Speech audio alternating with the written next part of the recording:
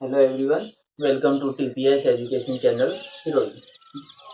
हमने पीछे की जो लास्ट क्लासेस थी उनके अंदर हमने बात की थी परागण किसे कहते हैं। इसके बाद हमने परागण के जो टाइप बताए थे। तो एक बार मैं तुम्हें थोड़ा सा कि ये दो वर्डिंग है इनको बता देता हूँ कि परागण का मतलब ये रहता है कि पराग कणों का जो डायग्राम बनाया था उसके अकॉर्डिंग भी कि पराग कणों का वर्तिकाग्र पर पहुंचना परागण कहलाता है।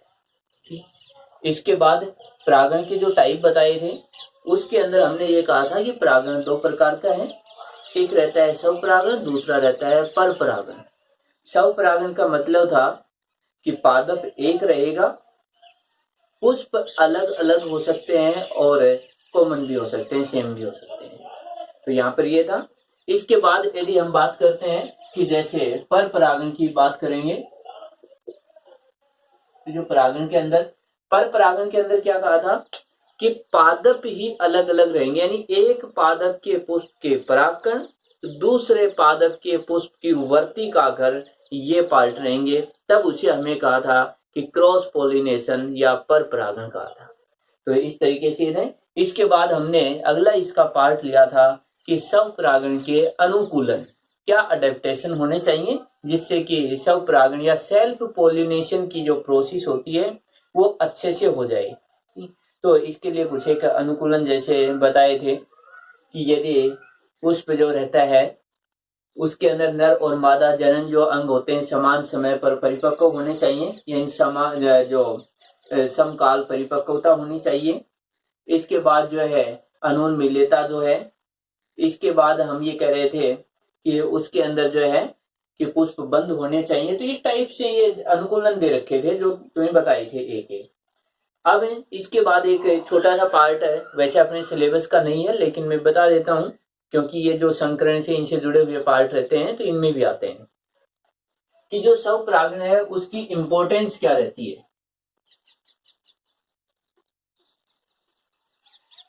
स्वपरागण का महत्व, इंपॉर्टेंस, ये हमने ये कहा था कि इस प्रकार के जो है स्वपरागण की सेल्फ पोलिनेशन की जो प्रोसेस होती है उसके अंदर एक ही पुष्प के परागकण और उसी पुष्प या उसी पादप की वर्तिका, यानी नर और मादा दोनों युग्मक एक ही पादप के होते हैं। तो ये था। तो यदि एक ही पादप के हैं तो इसका मतलब ये हुआ कि यदि हमें परागण की प्रोसेस करवानी पड़े तो पराग कणों की कम आवश्यकता होती है, यानी यहाँ पर पराग कण बहुत कम चाहिए। एक तो ये इसकी इंपॉर्टेंस हुई। इसके बाद एक बार इस विधि में एक बार एक पादप में अच्छे लक्षण आ जाएंगे तो लगातार कई पीढ़ियों तक अच्छे लक्षणों में ही रहेगा। एक बार पादप शुद्ध प्राप्त हो जाता है, प्योर जो वैरायटी प्राप्त हो जाती है तो लगातार कई पीढ़ियों तक प्योर वैरायटी ही बनी हुई रहती है इसके अंदर। इसके बाद हम देखेंगे कि अगला जो पार्ट आता है इसके अंदर कि इसके अंदर कुछ एक ये भी रहता है कि हानिकारक जो करेक्टर रहते हैं उनको भी हटा दिया जाता है, तो हमेशा हट जाते हैं। तो इसके बाद इसकी कुछ हानियां रहती हैं और इसके जो हानि है या फिर इसके जो लॉस हैं इनकी यदि हम बात करें तो इनमें सबसे मेन जो हानि है वो ये रहती है कि कभी भी नए लक्षण नहीं आते हैं, और नए लक्षण नहीं आएंगे तो इसका मतलब ये रहेगा कि स्वपरागण के द्वारा कभी भी नए अनुकूलन या अडेप्टेशन नहीं आएंगे। तो पादप जैसा है वो लगातार कई पीढ़ियों तक वैसा ही रहेगा, तो संततियां जो रहती हैं वो इन्वायरमेंट में एडजस्ट नहीं हो पाती है। तो एक सबसे बड़ा ये कहीं इसका ड्रॉबैक होता है, ये इसकी कमी होती है। इसके बाद यदि हम देखें एक बार कोई त्रुटि या हानिकारक लक्षण आ जाएगा तो वह लंबे समय तक बना रहेगा। अप्रभावी भी यहाँ पर इफेक्ट दिखा सकते हैं। तो इस तरीके से हम ये कहें ये हानियां भी हैं लेकिन ये अपने सिलेबस में नहीं है, लेकिन ध्यान में होना चाहिए। तो इसीलिए यदि हम देखें तो इसकी तुलना में यदि हम परागण की बात करेंगे तो इसमें जो पर परागण है ये ज्यादा इंपॉर्टेंट रहता है, क्योंकि इससे वेरिएशन आती है, नई स्पीशीज बनती है, इवोल्यूशन होता है, इन्वायरमेंट के अनुकूल जो प्लांट होते हैं वो प्राप्त होते हैं। तो इसीलिए मैंने बताया है कि जो सेल्फ पोलिनेशन और क्रॉस पोलिनेशन जो रहता है उन दोनों के अंदर ज्यादा इंपॉर्टेंट कौन सा रहता है, तो वो आता है जो क्रॉस या पर परागण पोलिनेशन। तो ये तो थे। अब इसको हम देखेंगे कि इसकी अडेप्टेशन क्या है। डेफिनेशन इसकी हो गई थी कि डेफिनेशन में क्या आता है ना कि एक पादप के परागकण उसी जाति के दूसरे पादप की वर्तिका अगर पर पहुंच रहे हैं तब उसे हमने कहा था पर पराग। ये कंप्लीट हो चुके थे। अब यदि हम देखें कि जैसे एक स्टूडेंट का ये क्वेश्चन था कि सेल्फ पोलिनेशन और क्रॉस पोलिनेशन के अंदर हमें एग्जाम के अकॉर्डिंग डायग्राम बनाना है या नहीं बनाना है, तो उसका देखो सॉल्यूशन ये है कि यदि ये आता है 1 नंबर की डेफिनेशन में, इस यूनिट से हमारे 2 प्रश्न होते हैं। एक प्रश्न जैसे 1 नंबर का आएगा तो एक प्रश्न 3 नंबर का। यदि ये क्वेश्चन आता है जैसे पर परागण आया, जैसे स्वपरागण आया, जैसे परागण आया, तीनों डेफिनेशन है। यदि इन डेफिनेशन में से यदि कोई पार्ट आता है तब हमें डायग्राम नहीं बनाना है। यानी यदि डेफिनेशन आती है 1 नंबर का क्वेश्चन आता है तब डायग्राम बनाने की कोई रिक्वायरमेंट नहीं होती है। इसके बाद यदि हम बात करें कि यदि ये क्वेश्चन आ जाता है 3 नंबर में तब हमारे सिलेबस में भी है और डायग्राम हमें बनाना पड़ेगा। तो डायग्राम बनाने के लिए हमें जरूरी नहीं रहता है कि इस तरीके से जो पार्ट पूछा जाता है वही डायग्राम बनाना पड़ता है। यदि स्वपरागण के बारे में पूछा जाता है तो हमें केवल एक प्लांट से ही डायग्राम बना देना है। इस चीज को ध्यान देना है। यदि स्वपरागण के बारे में पूछे तो केवल एक प्लांट और उस पर 2 पुष्प लगाएंगे और हम बना सकते हैं। यदि आ जाए परपरागण का तो हम उस समय क्या करेंगे कि 2 प्लांट लेंगे लेकिन दोनों पर एक एक पुष्प बना देंगे। यानी यहाँ पर हमें ये शो करने की कोई जरूरत नहीं होती है कि पुष्प इसमें 10 बनाए 15 बनाए या प्लांट है उसको किस टाइप से दिखाए, नहीं, हमें शो करना होता है कि 2 अलग अलग प्लांटों के पुष्प हैं इस तरीके से। तो केवल एक छोटा सा पार्ट यानी प्लांट ए प्लांट बी जो हमने बनाया था उसके ऊपर एक पुष्प इस पर बनाया, एक पुष्प इस पर बनाया और सीधा पर परागण की मैकेनिज्म को शो कर देते हैं। तो इस तरीके से होता है। इसके बाद यदि हम देखें कि अगला जो पार्ट है कि पर परागण इसके अनुकूलन क्या रहेंगे, तो इसके अंदर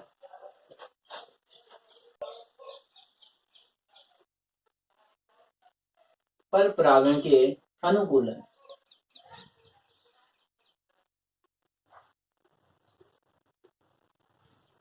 पर परागण के जो अनुकूलन है इनकी बात करें तो इसके अंदर ये रहता है कि हमें वो संभावनाएं अधिक होनी चाहिए जिससे कि स्वपरागण रुक सके। यानी स्वपरागण की प्रोसेस रुकेगी तो परपरागण की और यदि हम देखेंगे तो इसका अधिक प्रायिकता हो जाएगी, यह अधिक संभव हो जाता है। तो इसके अंदर फर्स्ट यदि देखें भिन्न काल परिपक्वता,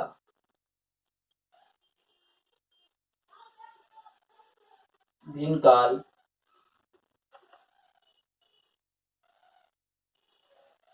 परिपक्वता। इसी तरीके से सेकंड है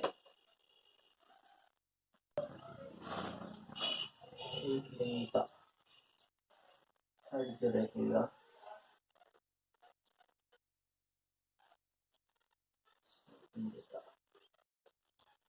रहेगा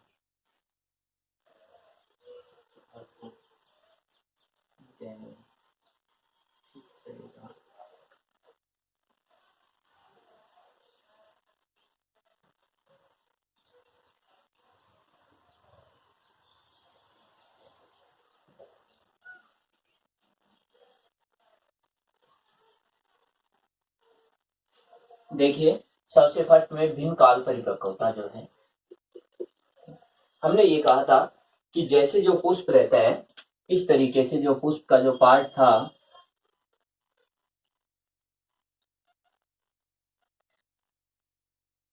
इस तरीके से, इसके अंदर ये मादा जनन संरचना या फिर कहीं ये हुआ अंडक। इसके बाद इसका जो दूसरा पार्ट हम ले रहे थे वो हुआ पुंकेसर।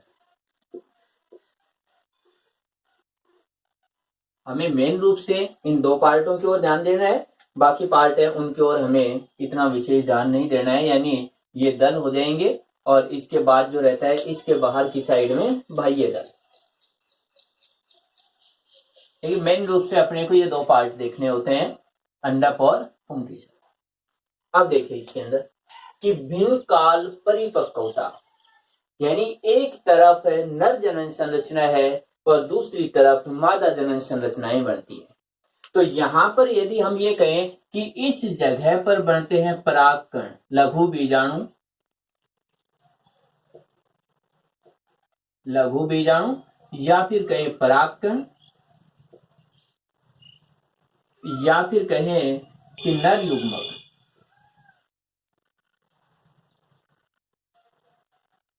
और यदि यहां पर हम बात करें तो यहां पर बनता है बीजांड, या फिर कहें कि जो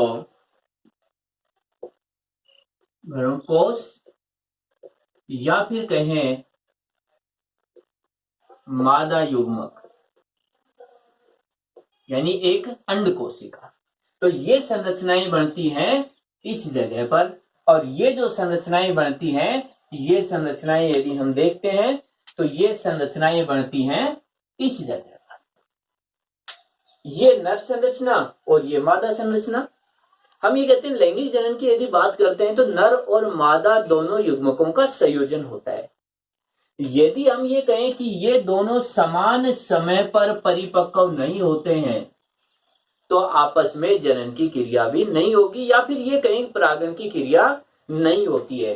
तो हम ये कह सकते हैं कि जो नर जनन संरचना, जो हम कहें कि पुंकेसर या परागकोश, मादा जनन संरचना अंडप या फिर कहें कि बीजांड, यदि अलग अलग समय पर परिपक्व हो तो उस समय स्वपरागण की प्रोसेस नहीं हो सकती है, पर परागण होगा। अब यहाँ पर ये डिपेंड करता है कि कौन सा पार्ट पहले। जैसे यदि हम बात करें कि यहां पर भी दो पार्ट डिवाइड कर दिए, जैसे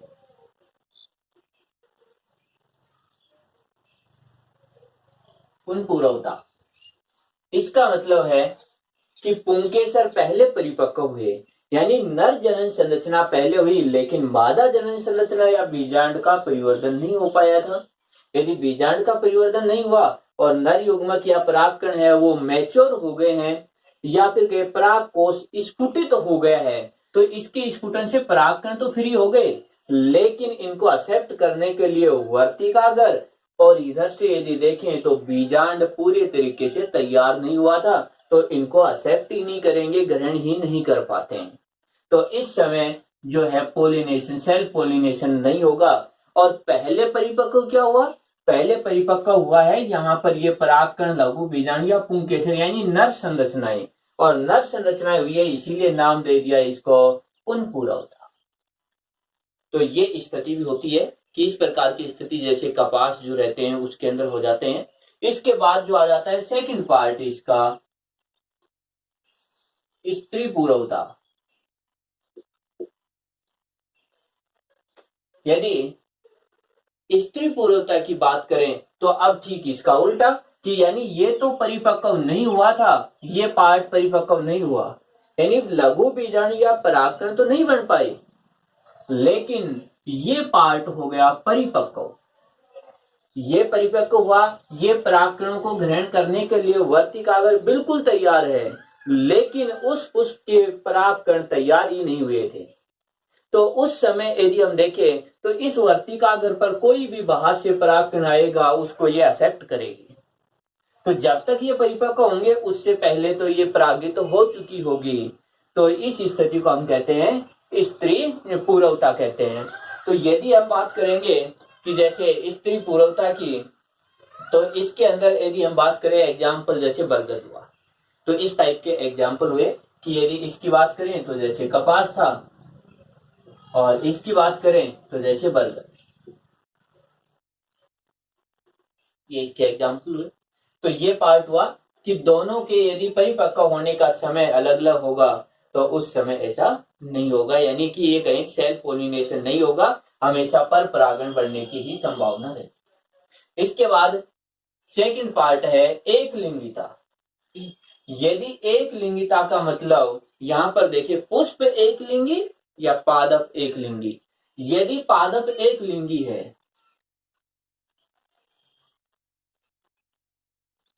पादप एक लिंगी, और एक तरफ ही आता है पुष्प एक लिंगी,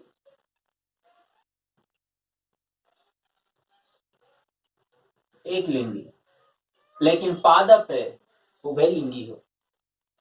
तो देखिए इसके अंदर यदि पादप एक लिंगी है, यानी पादप एक लिंगी है, तो या तो उसमें नर पुष्प होंगे या उसमें मादा पुष्प होंगे, यानी दोनों में से कोई एक पुष्प होगा, कि या तो उसके अंदर नर पुष्प हैं या फिर होंगे मादा पुष्प। यानी या तो ये संरचना होगी, यदि ये संरचना होगी तो फिर ये नहीं होगी, और यदि ये संरचना होगी तो फिर ये नहीं होगी। दोनों में से एक पार्ट होगा, या तो उसके अंदर पुमंग होंगे या पुंकेसर होंगे, या फिर उसमें जायांग या अंडापीठ होंगे। और यदि एक ही संरचना है तो स्वपरागण की तो संभावना हो ही नहीं सकती है। यदि एक ही संरचना है तो सीधा से पर परागण ही होगा, क्योंकि उसके अंदर एक नर पुष्प होगा तो दूसरे पादप पर मादा पुष्प होगा, और दो अलग अलग पादप हो जाते हैं तो हम उसको कह देते हैं पर परागण। तो ये पार्ट हुआ। इसके बाद स्थिति ये भी हो सकती है कि पुष्प जो है वो एक लिंगी हो लेकिन पादप द्विलिंगी हो। तो यदि इसके अंदर देखते हैं तो यहां पर हम ये कहेंगे कि इस समय भी संभावना बढ़ जाती है, लेकिन इस समय एक दूसरी स्थिति जो हमने स्वपरागण की बात की थी उसके अंदर सहजात युग्म जो पुष्प परागण की बात की थी वो भी हो सकती है कि सहजात पुष्पी परागण, तो उस समय ये स्थिति भी होती है। तो ये जो स्थिति होती है उस स्थिति को अलग अलग साइंटिस्टों ने डिवाइड कर रखा है, कुछ इसको स्वपरागण में मानते हैं, कुछ इसको पर परागण में मानते हैं, लेकिन अपने सिलेबस के अकॉर्डिंग ये हमेशा स्वपरागण के अंदर है। तो यहाँ पर एक दूसरा पार्ट ये रहेगा कि यदि एक लिंगी हो, जैसे हम बात करें लौकी के अंदर कि पुष्प एक लिंगी पादप द्विलिंगी है, उसके अंदर एक पुष्प एक ही पादप पर एक पुष्प नर होगा, एक पुष्प मादा हो जाता है। यदि इसके अंदर भी संभावनाएं हो जाती हैं, पर परागण के अंदर संभावनाएं बढ़ने लग जाती हैं। इसके बाद आ जाता है स्वबंध्यता।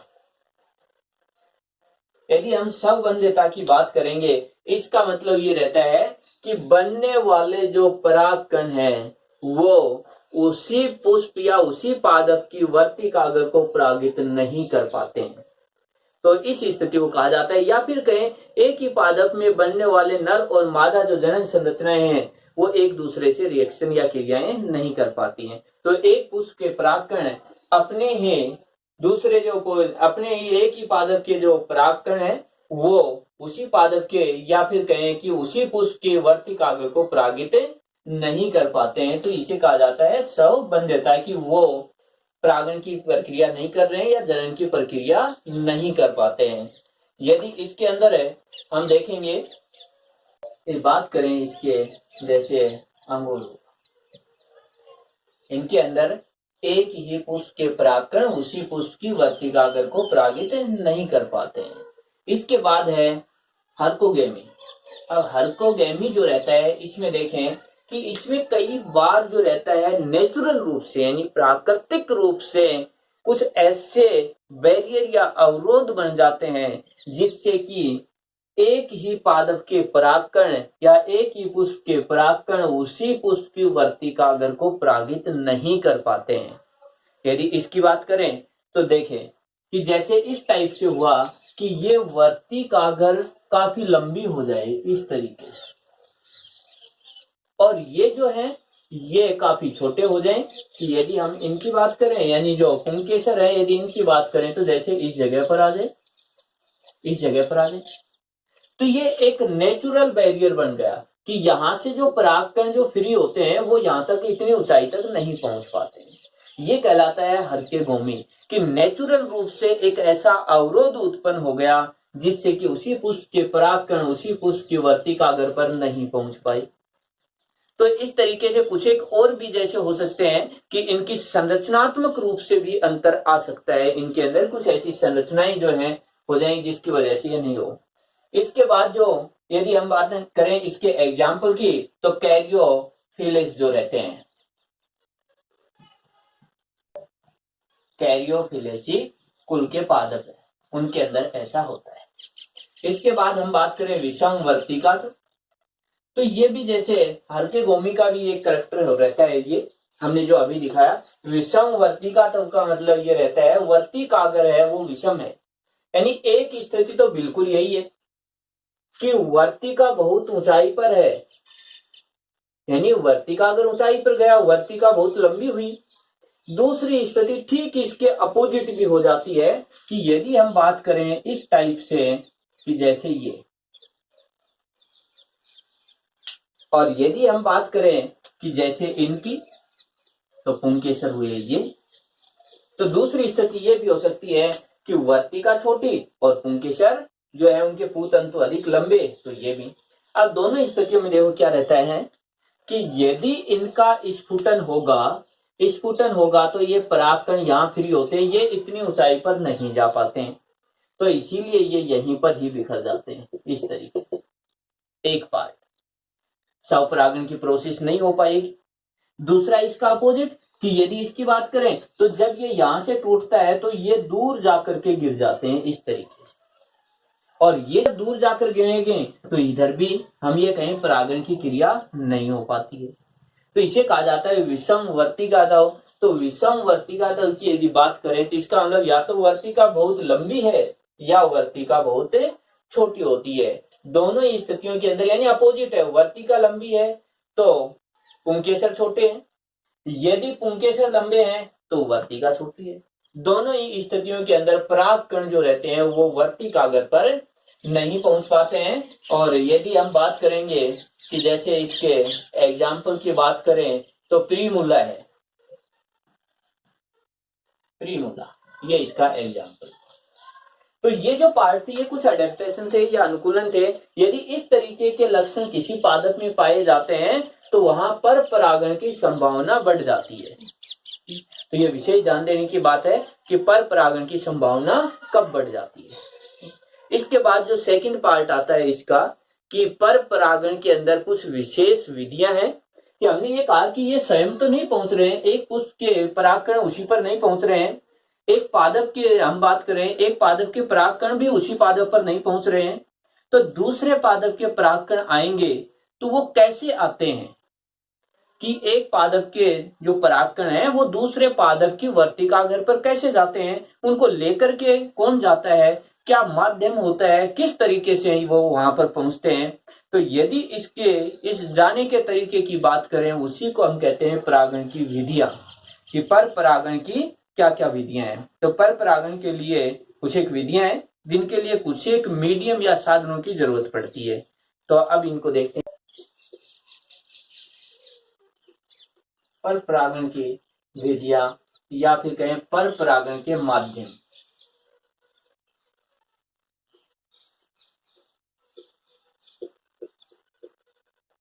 ये पर परागण की प्रक्रिया है वो किन विधियों से होती है, किन माध्यमों से होती है। तो इनके जो माध्यम रहते हैं, विधियां रहती हैं, उनको दो भागों में डिवाइड किया। और दो भाग जो हैं यदि इनकी बात करें तो इनके अंदर दो भाग हैं। फर्स्ट भाग यदि हम बात करें अजैविक माध्यम, अजैविक माध्यम, और सेकंड जो विधियां रहती हैं वो है जैविक।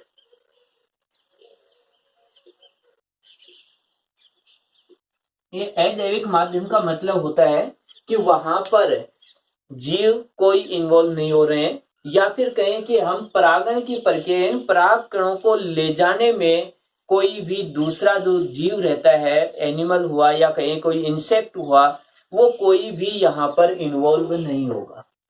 अजैविक यानी या तो जल के द्वारा या फिर वायु के द्वारा मेन रूप से। यदि हम बात करेंगे जैविक तो इसका मतलब यहाँ पर जीव जो रहते हैं वो इन्वॉल्व होते हैं या फिर कई जीवों के द्वारा परागण की क्रिया होगी। तो इसके अंदर यदि हम बात करते हैं तो इसके अंदर मेन रूप से यदि बात करें हम जैसे जल के द्वारा, दूसरा जो पार्ट आता है वो होता है वायु के द्वारा। यदि इसकी बात करें तो इसके अंदर जैसे कीट हो जाते हैं, सबसे अधिक परागण होने से होता है, कीट हो जाते हैं, चमगादड़ हो जाता है, गिलहरी हो जाते हैं, पक्षी हो जाते हैं, दूसरे जो और भी हो जाते हैं इसके अंदर। तो इसके अंदर फर्स्ट हम इसको देखते हैं अजैविक माध्यम। यदि अजैविक माध्यम की बात करें तो हम ये कहेंगे जल के द्वारा। तो देखें एक पादप यहां पर है, इस पादप के अंदर यदि हम बात करें तो जैसे ये पार्ट हुआ इस जगह, ये पार्ट हुआ, और इस पादप पर दूसरा पार्ट हुआ ये, यानी पादप ए, दूसरा कोई पादप इस जगह पर है,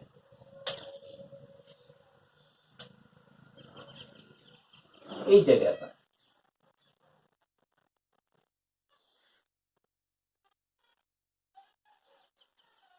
और इस पादप की बात करें तो इसके अंदर ये हो सकता है कि ये पादप एक लिंगी भी हो सकता है ये पादप द्विलिंगी भी हो, किसी भी तरीके से हो, लेकिन जब यहाँ के जो परागकण है वो इनका परिपक्व हुआ और ये फट गए, ये परागकण यहाँ पर फ्री हो। हमने ये कहा कि फर्स्ट हम देख रहे हैं जल के द्वारा,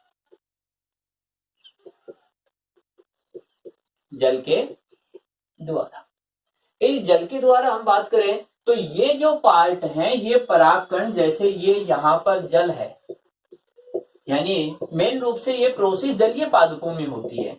तो जैसे ही जल का प्रवाह होगा इस तरीके से जल जो है वो प्रवाहित हो रहा है इस दिशा में। तो जैसे ही जल प्रवाहित होगा तो हम ये कहें कि ये जो परागकण है इस जगह पर, ये पार्ट, ये इस जल के साथ आगे जाएंगे, और जैसे ही इनके सामने वर्तिका अगर मिलेगी तो उससे चिपक जाते हैं, और ये प्रोसेस एक रासायनिक पदार्थ के द्वारा अट्रैक्टिव होती है। तो इस तरीके से ये प्रोसेस होती है। तो इन परागकणों को इस पादप से यहां तक ले जाने के लिए जो जल जो रहता है उसकी आवश्यकता हुई, इसीलिए इसे नाम दिया जल के द्वारा परागण। और यदि हम बात करें जैसे वेलिसनेरिया के अंदर होता है, यदि हम बात करें कि जलीय पादपों के द्वारा इस प्रकार की प्रोसेस होती रहती है। इसके बाद जो हम देखेंगे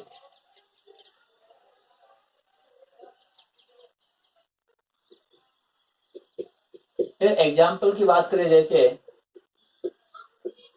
वेलिसनेरिया, और भी दूसरे जो जलीय पादप रहते हैं यदि उनको देखें तो वो इसके अंतर्गत आ जाते हैं, जल परागण के द्वारा होते हैं। तो ये इसके एग्जाम्पल थे।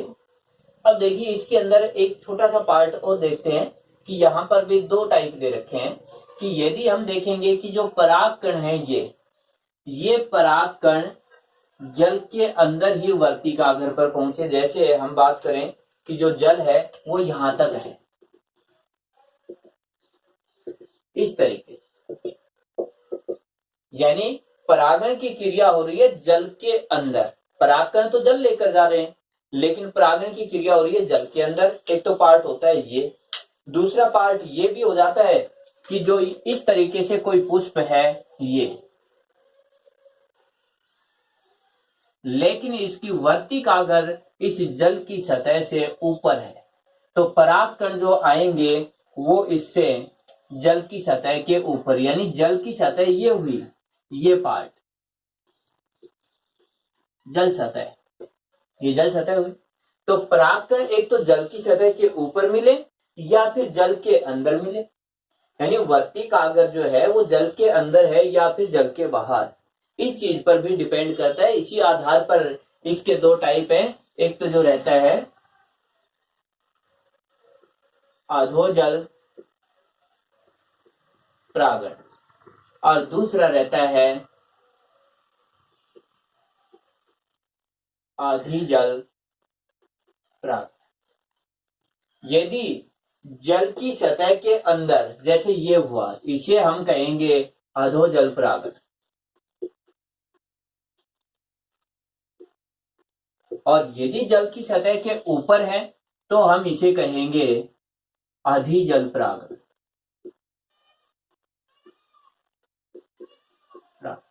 तो ये इनके अंदर मेन रूप से डिफरेंस है कि इसके अंदर कौन सा आ जाता है।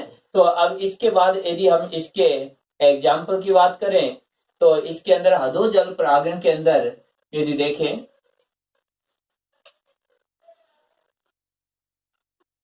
नाजास्त्र, इसके बाद जो है दूसरा जो है जोस्टेरा, जो इसका एग्जाम्पल है नाजास या जोस्टेरा। और यदि अधिजल परागण की बात करें तो जैसे वेलिसनेरिया इसका एग्जाम्पल है।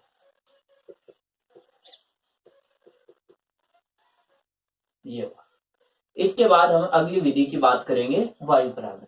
यदि वायु परागण की बात करें तो हम ये कहेंगे कि जो परागकण होते हैं वो परागकण जल के द्वारा नहीं वायु के द्वारा जाते हैं। तो यहां पर यदि हम ये कहें कि जैसे कि ये पार्ट हुए कि इस जगह पर जल नहीं है, इस जगह पर यदि बात करें तो वायु की बात आ जाती। देखिए यदि हम बात करें कि जैसे यहाँ पर ये परागकण थे, ये फ्री होते हैं इस तरीके से, ये यहां से यहां तक आते हैं वायु के द्वारा। तो वायु के द्वारा परागकण आ रहे हैं, और जब वायु के द्वारा जो परागकण आ रहे हैं तो इनके कुछ एक स्पेसिफिक लक्षण होते हैं कि परागकण, देखिए इनके कई बार कैरेक्टर पूछे जाते हैं। ये परागकण है, इनकी विशेषता है परागकण हल्के, शुष्क, कि ये परागकण हल्के होने चाहिए, शुष्क होने चाहिए, छोटे होने चाहिए। यदि ये कंडीशन होंगी तो वायु के द्वारा आसानी से जा सकते हैं। तो इस तरीके से हम ये कहें कि वायु के द्वारा परागण की प्रोसेस होती है। यदि इनकी बात करें तो नॉर्मली यदि हम देखते हैं जैसे जो घास जो रहते हैं, घास वर्ग के जो भी पादप रहते हैं, उनके अंदर वायु के द्वारा परागण की प्रोसेस होती रहती है। तो इस तरीके से यदि हम देखें तो ये जो अपने पार्ट थे जिसके अंदर हम बात करें कि परागण की जो प्रक्रिया थी, तो ये हुए अजैविक माध्यम के द्वारा। अब अगला जो पार्ट आता है वो आता है जैविक माध्यम के द्वारा। तो जैविक माध्यम के द्वारा जैसे मैं तुम्हें इनके नाम बता देता हूं कि जैसे कीट के द्वारा हो सकता है, जैसे यदि बात करें हम कि जो चमगादड़ के द्वारा हो सकता है, जैसे गिलहरी के द्वारा हो सकता है। तो इस तरीके से इनके अंदर होता है। तो ये जो विधियां थी ये पर परागण की, हमने ये कहा कि अजैविक माध्यम की थी।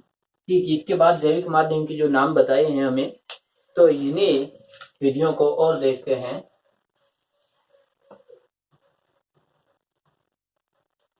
तो यदि हम बात करें जैविक माध्यम की,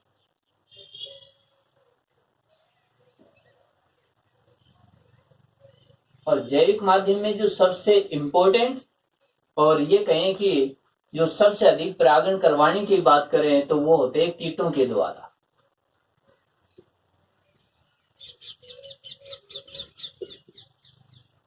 बहुत ही इंपॉर्टेंट है ये पार्ट। ऑब्जेक्टिवली जो अपने 1 नंबर के क्वेश्चन आते हैं उसमें पूछा जाता है कि पादपों में पर परागण की जो प्रोसेस होती है उसमें सबसे अधिक पर परागण किनके द्वारा होता है, तो कीटों के द्वारा होता है। ये प्रश्न काफी बार आता है। लगभग ये कहें कि 80% परागण की प्रोसेस जो रहती है वो इंसेक्ट या कीट के द्वारा होती है, यानी 80% जो परागण है वो कीटों के द्वारा होता है। अब कीटों के द्वारा परागण कैसे होता है, अब इस चीज को समझने के लिए हमें देखना है, देख लें कि ये एक पुष्प का पार्ट हुआ। ये जो पुष्प होते हैं इन पुष्पों में मकरंद ग्रंथियां पाई जाती हैं, या फिर कहें इनमें शहद पाया जाता है, और जो मकरंद ग्रंथि है उनसे जो है शहद स्रावित किया जाता है। और यहाँ पर जो है कीट आते हैं इस पुष्प से, यानी परागण के लिए नहीं आते हैं बल्कि इस पुष्प पर आकर के बैठते हैं मकरंद को अवशोषित करने के लिए। मकरंद जो है इसको अवशोषित करते हैं, और जब इस मकरंद को अवशोषित करते हैं तो उसी समय उनके शरीर से, यानी यहाँ पर बैठे हुए जो इंसेक्ट है उनके शरीर से परागकण चिपक जाते हैं। तो इन स्थितियों में यदि देखें तो जो मकरंद होता है इसको अवशोषित करते हैं, इसको ग्रहण करने के लिए यहाँ पर बैठे। तो जब ये बैठेंगे तो यहाँ से परागकण इनसे चिपक जाते हैं। जब ये किसी दूसरे पुष्प पर जाकर के बैठेंगे तो ये परागकण यहाँ गिर जाते हैं और इस पुष्प के परागकण इनसे और चिपक जाते हैं। तो ये प्रोसेस चलती रहती है। यानी ये जो इंसेक्ट या कीट रहते हैं ये स्पेशली परागण के लिए नहीं आते हैं, बल्कि पुष्प पर मकरंद या शहद को अवशोषित करने के लिए आते हैं। एक प्रकार से अपने पोषक पदार्थ अवशोषित करने के लिए इन पर बैठते हैं। तो अब यहाँ पर इस तरीके से होता है। अब यहाँ पर 2-3 चीजें ध्यान में देनी है। इस प्रकार के परागण की क्रिया के लिए पराग कण इससे चिपकते हैं, इस जगह पर चिपके हैं, यानी जो इंसेक्ट है उससे चिपक जाएंगे। तो सबसे फर्स्ट स्टेप तो ये होना चाहिए कि ये जो पराग कण है ये चिपचिपे होने चाहिए, और इसके लिए पोलेन किट आया था। एक पराग कण की संरचना में हमने बताया भी था कि ऐसे पराग कण, ये ऐसे जो परागकण हैं जिनमें कीटों से परागण की क्रिया होती है, उनके आउटर सरफेस पर चिपचिपे पदार्थ रहते हैं जिसको पोलन किट बोलते हैं, जिसकी वजह से चिपक जाता है। एक कंडीशन। दूसरी कंडीशन कि इन पुष्पों में मकरंद होना जरूरी है, पुष्प आकर्षित होने भी जरूरी होते हैं। यदि पुष्प में मकरंद नहीं है, पुष्प आकर्षित नहीं है, तो इंसेक्ट उन पर बैठेंगे नहीं। इसके बाद यदि बैठ गए, इनमें चिपचिपापन नहीं है, तो परागकण चिपकेंगे नहीं। तो इस तरीके की स्थितियां होती हैं। यानी इनके अंदर मेन रूप से देखें तो हम ये कहेंगे परागकण चिपचिपे, चिपचिपे, और इसे कहते हैं पोलेन किट, पोलेन किट होना चाहिए। इसके बाद हम बात करते हैं कि जैसे पुष्प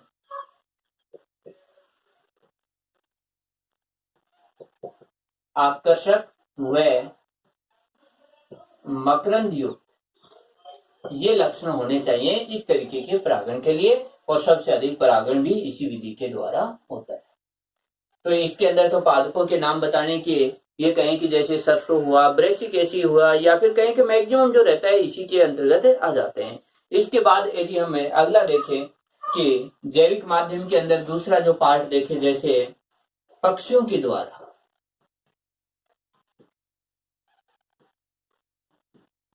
इनके अंदर भी वही कंडीशन है कि जो पुष्प रहते हैं उनके अंदर मकरंद होना चाहिए। तो जो पक्षी रहते हैं वो पक्षी इन पुष्पों से मकरंद अवशोषित करते हैं, और इस प्रकार के जो पुष्प रहते हैं, यदि हम बात करें जैसे नलिकाकार हो जाते हैं, जैसे धतूरे में होता है, या फिर कहें कि जैसे कि कुंभ आकार के घड़े जैसे आकार के भी पुष्प हो सकते हैं। तो इनके जैसे कुछ एक एग्जाम्पल है, ये कुछ एक जैसे एग्जाम्पल थे, नलिकाकार तमाकू का हुआ, प्यालेनुमा कलिस्टेमोन हुआ, कुंभाकार एरिकेसी। तो इस तरीके के जो पुष्प है उनकी आकृति बनी हुई है कि किन किन पुष्पों के अंदर है। तो इनके अंदर पक्षियों के द्वारा होता है। तो पक्षी अपनी चोंच के द्वारा मकरंद अवशोषित करते हैं, उनकी चोंच से परागकण चिपक जाते हैं, उनके शरीर से चिपकते हैं, दूसरे पुष्प पर बैठते हैं तो वहां गिर जाते हैं, पर परागण हो जाता है। इसके बाद यदि हम बात करें जैसे चमगादड़ के द्वारा, थर्ड नंबर पर आता है चमगादड़ की बात करें तो यहाँ पर ये एक अलग टाइप से है कि इसमें देखें चमगादड़ जो रहते हैं अपने भोजन के लिए रात्रि के समय बाहर घूमते हैं। तो ऐसे पुष्प जो रात्रि के समय खिलते हैं, तो उन पुष्पों के अंदर मकरंद को अवशोषित करने के लिए चमगादड़ उन पर बैठते हैं। यानी जो पुष्प रात्रि के समय खिलते हैं उनके अंदर नॉर्मली पक्षी या इंसेक्ट के द्वारा नहीं हो पाता है, क्योंकि ये रात्रि के समय गति नहीं कर रहे हैं। लेकिन रात्रि के समय चमगादड़ जो रहता है, नाइट के अंदर चमगादड़ अपने भोजन के लिए बाहर घूमता है, तो ये मकरंद अवशोषित करने के लिए पादपों पर बैठता है। तो रात्रि के समय विधियां सभी वही है कि बैठेंगे, मकरंद अवशोषित करेंगे, उनसे परागकण चिपक जाएंगे, दूसरे पुष्प पर बैठेंगे तो उन पर वो गिर जाते हैं, उस पुष्प के कुछ लग जाते हैं, कुछ और पुष्प पर हो जाता है। तो इस तरीके से चमगादड़ की बात करें जैसे कदम के पादप में और कचनार। इसी तरीके से एक आता है गिलहरी के द्वारा। गिलहरी के द्वारा भी वही है कि गिलहरी भी जैसे पादपों के अंदर एक पादप से दूसरे, दूसरे से तीसरे पादप के अंदर घूमती रहती है। तो इनके यदि बात करें तो जैसे गुलमोहर और शेमल, तो ये इंपॉर्टेंट एग्जाम्पल हैं। इनके बारे में कई बार पूछा जाता है कि चमगादड़ के द्वारा किनमें परागण होता है, गिलहरी के द्वारा किन के अंदर होता है। ये था पर परागण की जो विधियां थी या माध्यम थे वो। अब यदि इंपॉर्टेंस की बात करें तो सबसे अधिक इंपॉर्टेंस ये रहती है कि अलग अलग पादप के नर और मादा युग्मक होते हैं। तो इसकी वजह से यदि हम देखें उत्पन्न होने वाली संतति जो रहती है वो अधिक अनुकूलित होती है, अधिक अच्छे लक्षणों वाली होती है, उसकी प्रतिरोधक क्षमता भी अधिक होती है। इसके बाद में हम दूसरा देखें पार्ट इसका कि यदि इस तरीके से उत्पन्न होते हैं तो उसमें विभिन्नताएं आती हैं, जैव विकास होता है, नई जातियां बन जाती हैं। लेकिन इसकी एक हानि भी होती है। हानि एक अधिक परागकणों की आवश्यकता होती है, किसी न किसी माध्यम की जरूरत होती है। यदि माध्यम नहीं होगा तो परागण भी नहीं होगा। तो ये अपना टॉपिक जो परागण था कि परागण क्या होता है, इसकी विधियां क्या रहती है, अनुकूलन क्या रहते हैं, वो कंप्लीट होता है।